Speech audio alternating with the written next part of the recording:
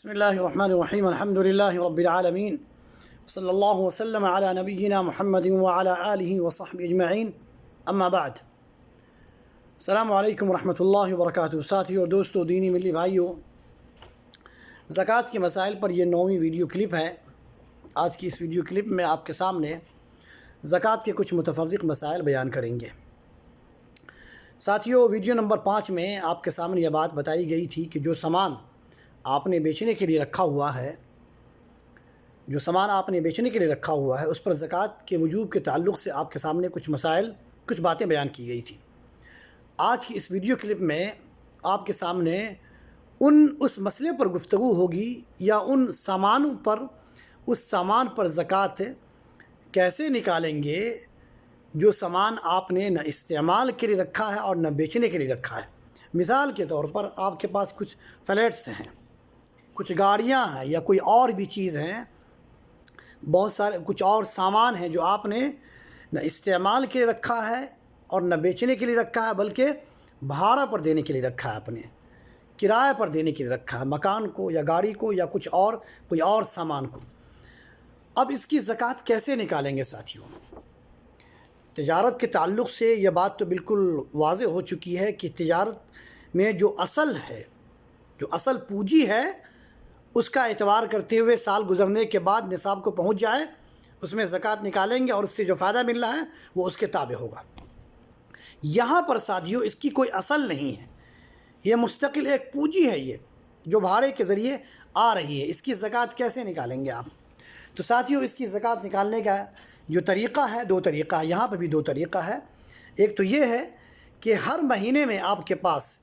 جہاں سے بھی کرایہ کے ذریعے جو پیسہ آ رہا ہے، ہر مہینے میں، مثال کے طور پر رمضان کے مہینے میں آپ کے پاس گاڑی سے اتنا بھاڑا آیا، دکان سے اتنا بھاڑا آیا، فلاں سامان سے اتنا بھاڑا آیا، سب کو جمع کر کے اس کی ایک چٹ بنائیے اور اس کو رکھ دیجیے آپ، یہ رمضان کا یہ بھاڑا ہے۔ یہ اسی طرح ہر مہینے میں شوال کا، ذوالقعدہ کا، ذی الحجہ کا، محرم کا، یہاں تک کہ اگلے سال تک کا، جو رمضان سے آنے کے پہلے شعبان تک کا، ہر بھاڑے کو ایک چٹ کے ساتھ میں ہر مہینے میں بھاڑے کا جو آپ کے پاس آ رہا ہے اس کو ایک چٹ کے ساتھ آپ رکھ دیجئے۔ اس کے بعد جیسے ہی رمضان آئے، اس کے بعد ہر پچھلے رمضان جو آپ نے چٹ بنایا تھا اس کو دیکھیے کہ آپ کے پاس کتنا پیسہ ہے،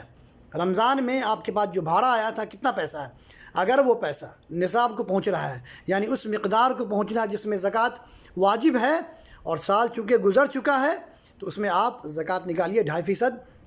چاندی کا اعتبار کرتے ہوئے۔ یعنی اگر آپ کے پاس بھاڑا اتنا آیا ہے جو 595 گرام چاندی کے برابر ہے اور سال بھی ہو چکا ہے، تو ایسی صورت میں آپ اس پر زکوٰۃ نکال لیجیے۔ پھر اگلا مہینہ جب آیا شوال کا، اسی طرح آپ چٹ دیکھیے کتنا پیسہ ہے، اس پر نصاب آیا کہ نہیں ہے، سال گزرا کہ نہیں۔ اسی طرح ہر مہینے کی زکوٰۃ آپ علیحدہ نکالتے رہیں۔ ایک تو یہ طریقہ ہے۔ دوسرا طریقہ یہ ہے کہ ساتھیوں، مثال کے طور پر آپ کے پاس رمضان سے بھاڑا آنا شروع ہوا ہر چیز کا، چاہے وہ گاڑی ہو، دکان ہو یا کوئی اور بھی سامان ہو، بھاڑے کو آپ نے ایک چٹ کے ساتھ جمع کر دیا، محفوظ کر دیا۔ ہر مہینے میں آپ کے پاس بھاڑا آتا رہا ہے، ہر مہینے میں، شوال میں، ذوالقعدہ، ذی الحجہ یا اس کے بعد کے مہینوں میں، جب سال گزر جائے، اگلا جب رمضان آنے والا ہو تو جس تاریخ سے آپ نے زکوٰۃ کو، جس تاریخ سے بھاڑے کے پیسے کو جمع کیا تھا، وہ جب تاریخ قریب ہو یا جب تاریخ مکمل ہو جائے، تو آپ سارے پیسوں کو اکٹھا کیجئے، بھاڑے کے سارے پیسوں کو، رمضان، شوال، ذوالقعدہ، ذی الحجہ، محرم، شعبان تک کے سارے پیسوں کو اکٹھا کیجئے، اور آپ پھر اس میں دیکھیے کہ یہ نصاب کو پہنچ رہا ہے کہ نہیں۔ 595 گرام چاندی کے نصاب کو اگر یہ پہنچ جائے، اس میں 2.5% آپ نکالیں، چونکہ سال گزر چکا ہے،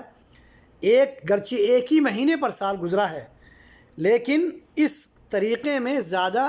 آپ کے لیے آسانی ہوگی اور اس میں غریبوں کا بھی فائدہ ہوگا۔ تو سال میں کسی ایک دن کو خاص کر دیں بھاڑے کے ذریعے آنے والے پیسے کی زکوٰۃ نکالنے کے لیے، سال میں کسی بھی ایک دن کو خاص کر دیں کہ فلاں مہینے میں فلاں تاریخ کو ہم سال میں جتنا بھی بھاڑا ہمارے پاس آ رہا ہے سب کو جمع کریں گے، اگر وہ نصاب کو پہنچ جائے تو اس پر ہم 595 گرام چاندی کا اعتبار کرتے ہوئے اس میں ہم زکوٰۃ نکال دیں گے۔ تو ساتھیوں، آج کی اس ویڈیو میں بھاڑے کے ذریعے جو پیسہ آپ کے پاس میں آ رہا ہے اس میں زکوٰۃ کے نکالنے کا طریقہ بیان کیے گا۔ ساتھیو، ایک مسئلہ اور بھی ہے، قرض کا مسئلہ ہے۔ بہت سارے لوگ کہتے ہیں کہ میرے اوپر تو قرض ہے، میں زکوٰۃ نہیں دے سکتا، میں تو مقروض ہوں۔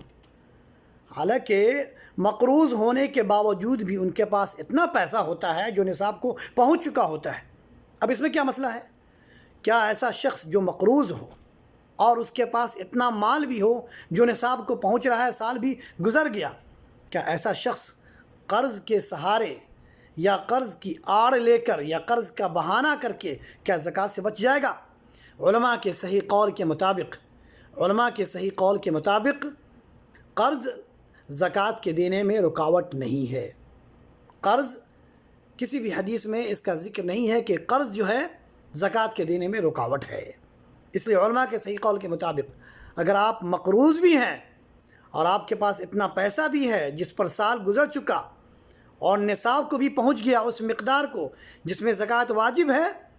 تو آپ کو ہر حال میں زکوٰۃ ادا کرنا ہوگا۔ یا تو آپ پہلے قرض ادا کیجئے، پھر دیکھیے کہ آپ کے پاس کتنا مال بچا ہے،